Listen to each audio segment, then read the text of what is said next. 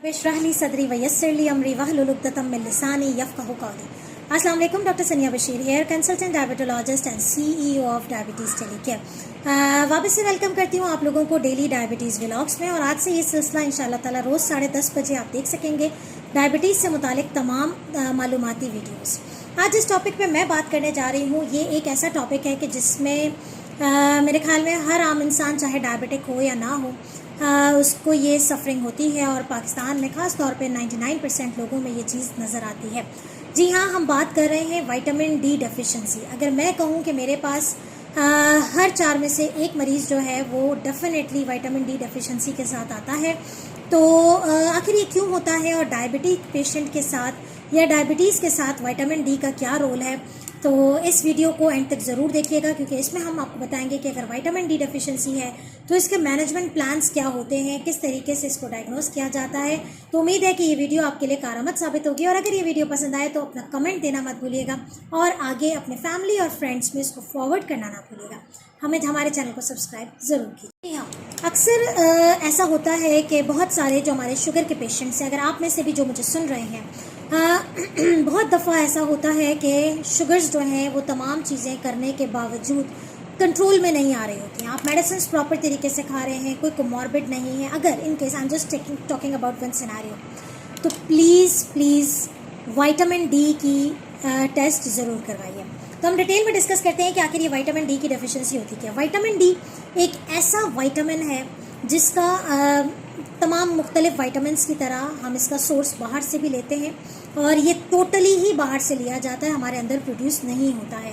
बहुत सारे ऐसे विटामिन्स हैं जो हमारे अंदर उनकी प्रोडक्शन होती है, और कुछ हम उन्हें बाहर से लेते हैं। लेकिन विटामिन डी जो है वो टोटली डिपेंड करता है हमारे आउटसाइड सोर्स पे।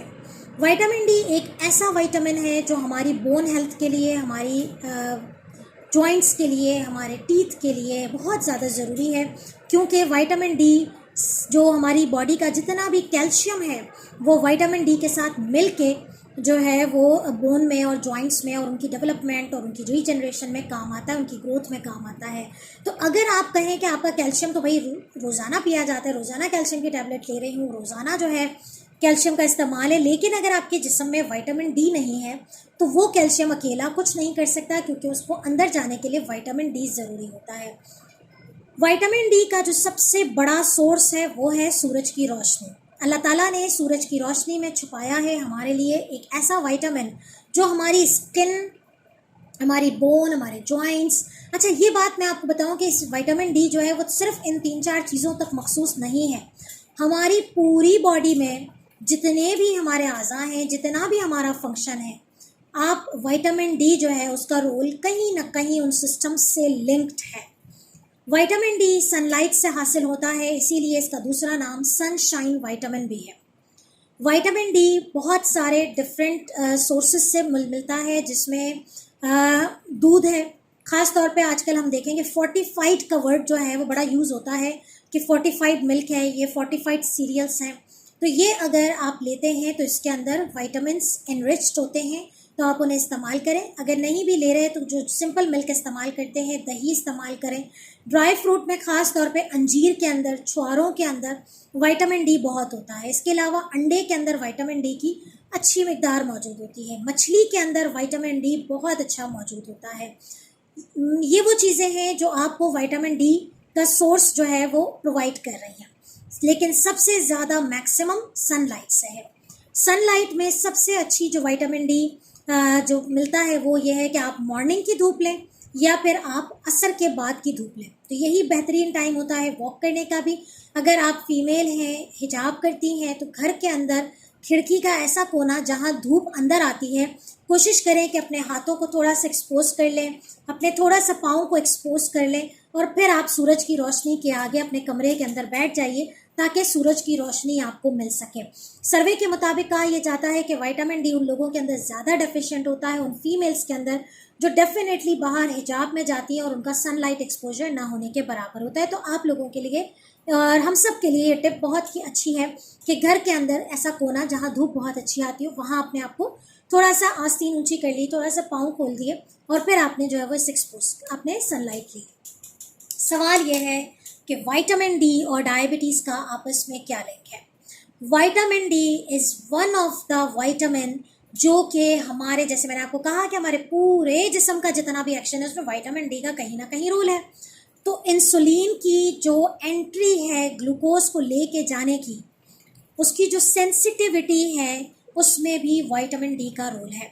तो अगर आप विटामिन डी डेफिशिएंट हैं और आप नॉन डायबिटिक हैं तो you are at high risk of developing diabetes in future, because vitamin D deficiency से इंसुलिन रेजिस्टेंस क्रिएट होना शुरू होती है। वो ट्रिगर करता है आपकी इंसुलिन रेजिस्टेंस को। तो vitamin D deficient are at high risk of developing diabetes. एक डायबिटीज़ पेशेंट के अंदर विटामिन डी डेफिशिएंसी से क्या होता है कि आप, जैसे मैंने शुरू में अपनी जो बातचीत स्टार्ट की वो इसी हवाले से की कि तमाम चीज़ें करने के बावजूद शुगर कंट्रोल में नहीं आ रही है, तो please go and check your vitamin D levels.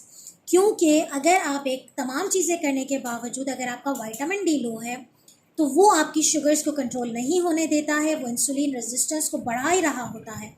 तो आपने विटामिन डी डेफिशिएंसी को ज़रूर चेक करवाना है।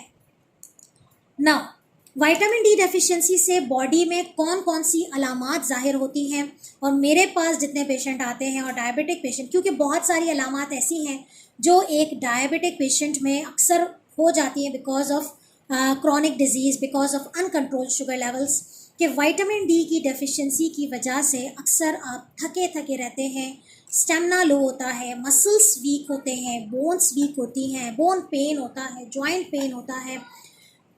2-3 बहुत बहुत इंपॉर्टेंट फीचर्स हैं। अगर आप में से जो भी मुझे सुन रहा है, अगर आप में से किसी को भी ये बातें हो रही हैं, नंबर 1, मतलब ये वाली चीज़ें जो मैंने आपको सिम्टम्स बताया इसमें बहुत क्लासिकल सिम्टम्स होते हैं। नंबर 1, बिस्तर से ज़मीन पे पाँव रखने में प्रॉब्लम होती है। लाइक अभी हम यहाँ बैठे हैं, अभी उठ के कहीं जाना है, ज़मीन पे पाँव रखेंगे, या लेटे हैं रात को सुबह उठते हैं तो पाँव को ज़मीन पे रखने में तकलीफ़ होती है।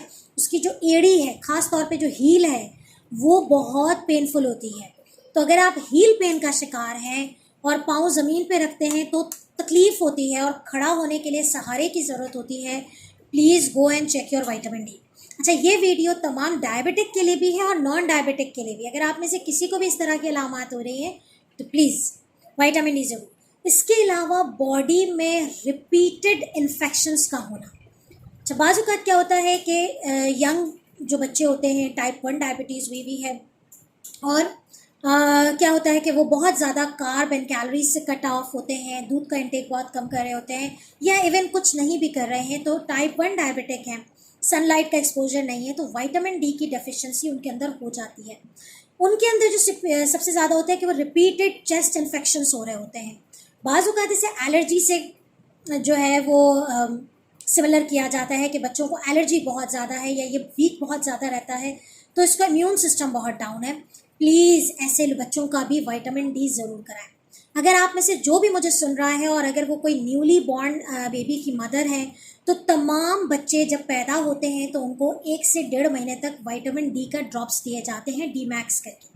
इसकी वजह यही होती है कि विटामिन डी प्रोटेक्ट करता है फ्रॉम इन्फेक्शंस और आपका इम्यून सिस्टम बूस्ट करता है।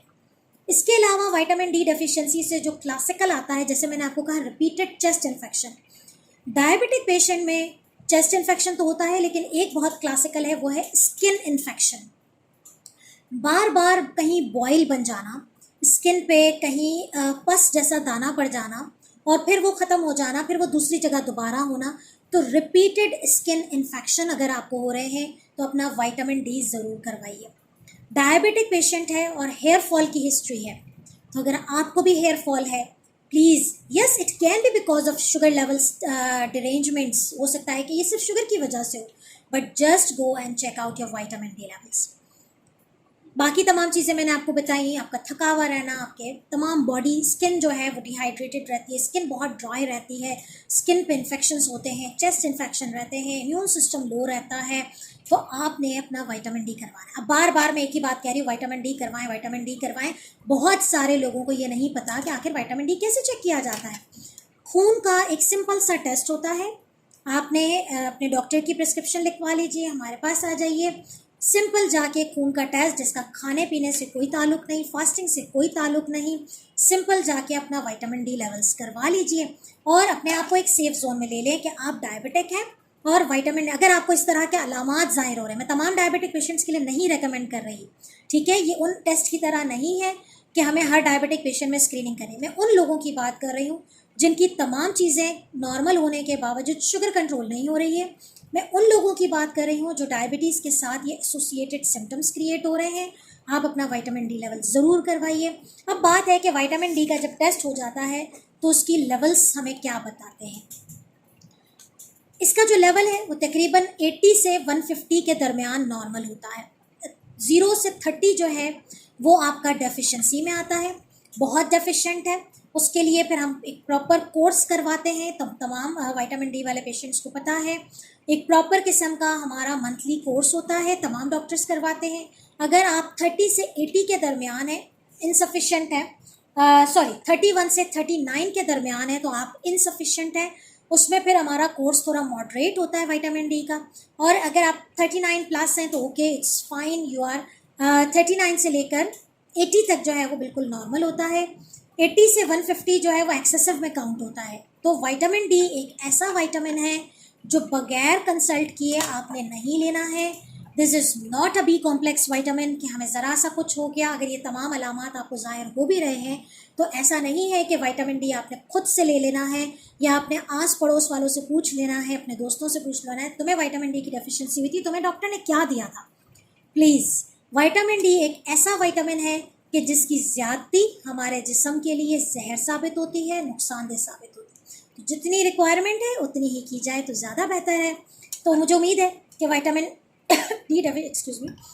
डी डेफिशिएंसी के मुतालिक तमाम बातें क्लियर हो गई हैं। अगर आप लोग भी विटामिन डी की डेफिशिएंसी का शिकार है तो मुझे कमेंट में ज़रूर बताइएगा, ताकि मुझे पता चले कि आखिर ये जो सर्वे हम करते हैं कि विटामिन डी इतना कॉमन है तो आखिर कितना कॉमन है। प्लीज़ मुझे कमेंट में ज़रूर बताइएगा, मुझे इंतज़ार रहेगा आपके फीडबैक का, आपके कमेंट का। दुआओं में मुझे ज़रूर याद रखिएगा।